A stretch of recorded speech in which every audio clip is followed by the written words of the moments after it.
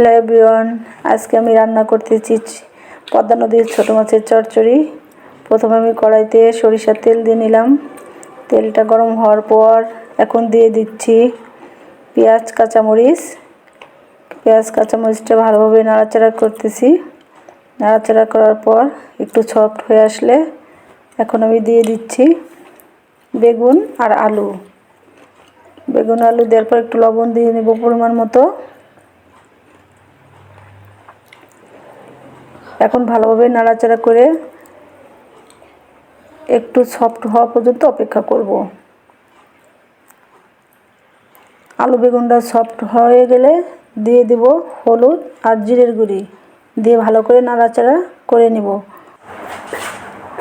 এখন মাছ দিয়ে দিচ্ছি। মাছ দেওয়ার পরে ভালোভাবে নেড়েচেড়ে দিয়ে দেব পরিমাণ মতো পানি।